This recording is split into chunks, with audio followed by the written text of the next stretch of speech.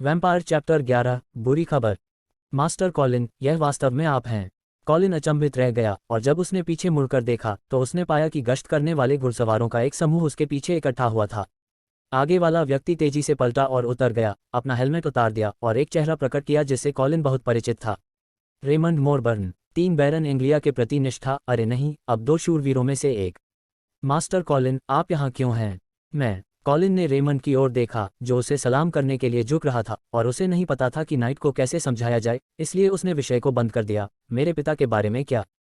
क्या वह अब शिविर में है? उद्धरण चिन्ह। लीमेन की अभिव्यक्ति का दम घुट गया और उसकी आंखों में उदासी दिखाई दी। क्या तुम्हें वह पत्र नहीं मिला जो मैंने पहले वापस भेजा था?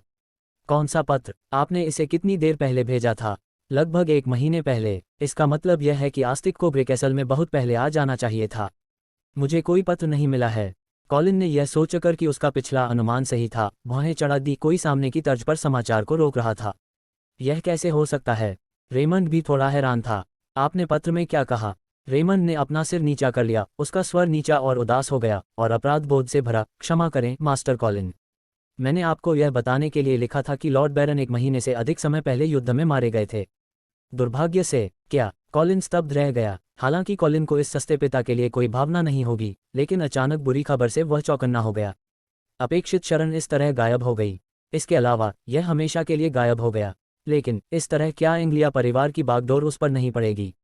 सही नहीं। शीर्षक। कॉलिन को अचानक एक समस्या का एहसास हुआ।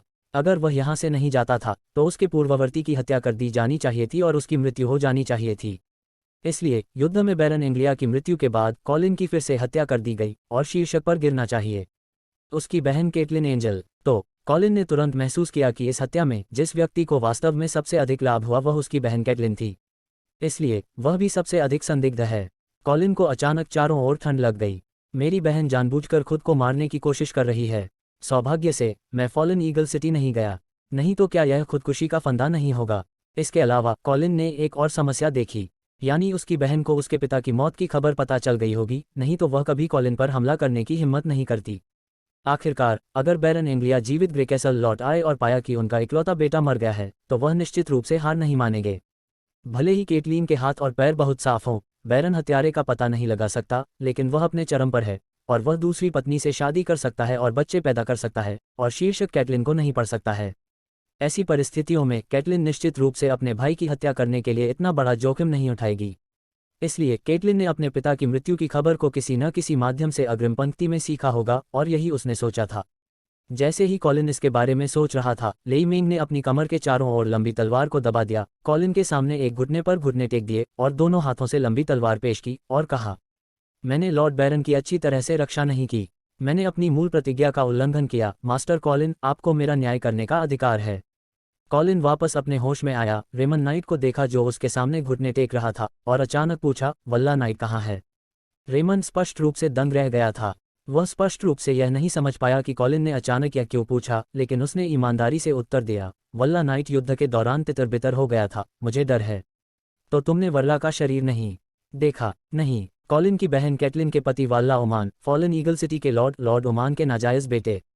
शुरुआत में बैरन एंग्लिया ने इस शादी का कड़ा विरोध किया। यद्यपि वर्ला कर्ण का नाजायज पुत्र है, फिर भी उसका रक्त अशुद्ध है और उसकी हैसियत नीची है। और बैरन एंग्लिया उस तरह के व्यक्ति नहीं है जो शक्तिशाली से चिपके रहते हैं, और वह नहीं चाहते कि उनकी बेटी एक नाजायज बच्चे से शादी करे। अप्रत्याशित रूप से केटलिन और वर्ला सही दिख रहे थे और उनके पास प्यार की एक हताश मुद्रा थी, और उन्होंने रोमियो और जूलियट की कहानी के एक अलग संस्करण का लगभग मंचन किया। बाद में बैरन के पास वास्तव में अपनी बेटी को लेने के अलावा कोई विकल्प नहीं था, और यह देखते हुए कि वर्ला खुद वास्तव में अच्छा था, वह पहले से ही कम उम्र में दूसरे क्रम का शूरवीर था, और फिर उसने सिर हिलाया और दोनों के बीच शादी के अनुबंध के लिए सहमत हो गया। इस बार वर्ला अग्रिम पंक्ति में चला गया और वह अभी भी युद्ध में लापता था। अब कॉलिन 9 बार आश्वस्त है कि यह वल्ला से उसकी बहन को खबर है। उसकी खबर को ब्लॉक क्यों नहीं किया गया? मुझे डर है कि अरल उमान ने भी योगदान दिया।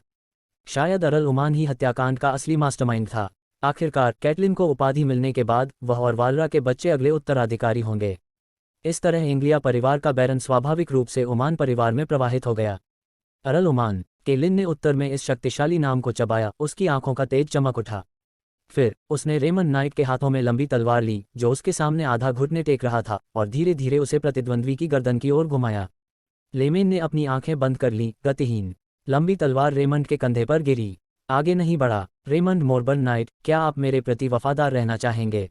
रेमंड ने अचानक अपना सिर उठाया और कॉलिन को सदमे, अपराधबोध और उसकी आंखों में खुशी के संकेत के साथ देखा। बेशक कॉलिन रेमंड को नहीं मारेगा। अभी प्रलोभन के माध्यम से उसने रेमंड की वफादारी की पुष्टि की है। एक विश्वासघाती स्वामी की तलवार के नीचे अपनी गर्दन को उजागर नहीं करेगा। कॉलिन ने रेमंड की लगभग पांडित्यपूर्ण निष्ठा की प्रशंसा की।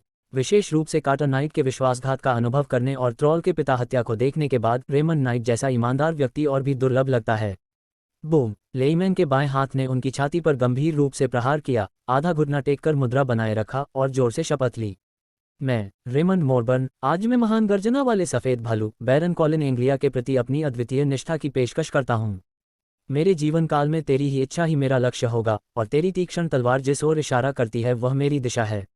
मैं मोरबुन परिवार के पूर्वजों के पवित्र नाम की शपथ लेता हूँ और मैं हमेशा आपके प्रति वफादार रहूंगा। उद्धरण चिन्ह, गर्जना करने वाला सफ़ेद भालू एंग्लिया परिवार का प्रतीक है। बैरन के लिए, कड़ाई से बोलते हुए, यह कॉलिन के लिए नहीं गिरा है। आखिरकार उसे अभी भी ड्यूक ऑफ सेंट हिल द्वारा मान्यता प्राप्त करने की आवश्यकता है। हालांकि एंग्ले परिवार के पहले उत्तराधिकारी के रूप में युद्ध में पुराने बैरन की मौत के मामले में रेमंड के लिए कॉलिन को इस तरह से कॉल करना गलत नहीं है। आखिरकार जब तक एंग्लिया परिवार का क्षेत्र खो नहीं जाता है और कॉलिन देशद्रोही नहीं है, तब तक सेंट हिल के ड्यूक भी उसे बैरन को विरासत में लेने से नहीं रोक सकते। उठ जाओ, कॉलिन मुस्कुराया और रेमंड को खड़ा किया और लंबी तलवार उसे लौटा दी और फिर पूछा, चार्ल्स के मार्क्विस का तंबू कहाँ है? मैं इस सेना की वर्तमान स्थिति और अगले कदम के बारे में जानने के लिए